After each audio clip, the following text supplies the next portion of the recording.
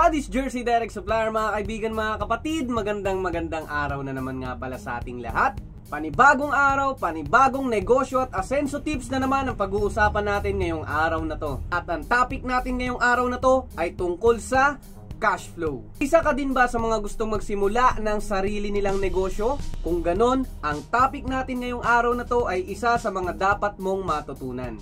Cash flow, isa yan sa dapat nating matutunan. Ano nga ba ang cash flow? Ito ay ang tamang pagpapaikot ng pera sa negosyo. O ito yung nagsisilbing buhay o dugo ng negosyo. Napaka-importante ng cash flow sa negosyo, buddy. Hindi ito dapat pinapabayaan o sa madaling salita, bawal na bawal maputol ang cash flow natin. Dahil kapag naputol ang cash flow natin ay maaaring bumagal o bumagsak ang negosyo.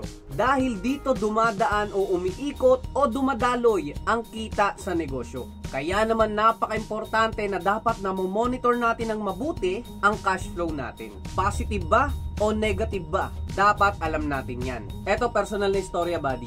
Back in the day, buddy, ng mga panahong hindi pa tayo negosyante, madalas kong tinitingnan yung mga taong mahilig mag-ipit ng pera.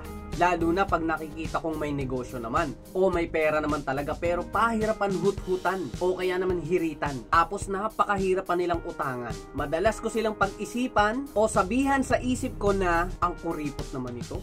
At ngayong naging negosyante na ako, unti-unti ko nang nauunawaan ang lahat. Naiintindihan ko na rin sila. Madalas may mga kakilala tayong negosyante o mga kaibigan o kamag-anak nating negosyante at alam naman natin na may pera sila.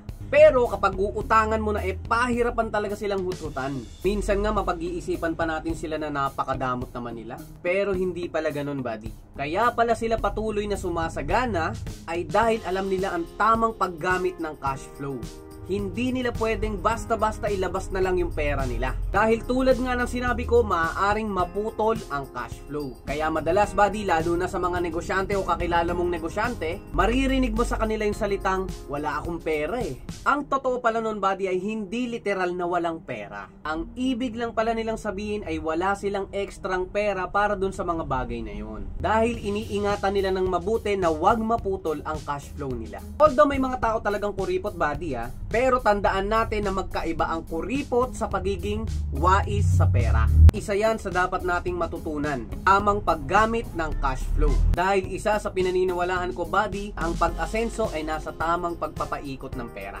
Kaya ngayon, buddy, na alam mo na ang cash flow, gamitin mo yan. At uulitin ko, i-monitor natin ng mabuti ang cash flow natin kung positive ba or negative ba. Kung positive man, alamin natin ang dahilan kung bakit naging positive para magamit pa natin sa mga susunod. Kung negative naman, alamin din natin ang dahilan kung bakit naging negative. Sa ganung paraan, malalaman natin kung saan ba tayo dapat mag-adjust at mapanatili na maganda ang cash flow ng negosyo. Hopefully, buddy, na ipaliwanag ko ng mabuti ang ibig sabihin ng cash flow o daloy ng pera sa negosyo. At bago natin tapusin ang vlog, buddy, kami nga pala ang Daddy's Jersey Direct Supplier. Nagsusupply kami ng mga jersey o pwede mong ipang negosyo dyan sa lugar mo. Kaya kung nag-iisip ka o gusto mong magsimula ng sarili mong jersey business, mag-message ka lang sa page ng Daddy's Jersey at kami nang bahala mag-supply ng mga pambentang jersey dyan sa lugar mo. Mag-like and follow ka na rin sa mga Facebook page namin. At syempre naman pasubscribe na rin ako dito sa ating munting YouTube channel. Mag-comment ka na rin sa baba kung ano ba yung gusto mong susunod na topic natin o pag-uusapan natin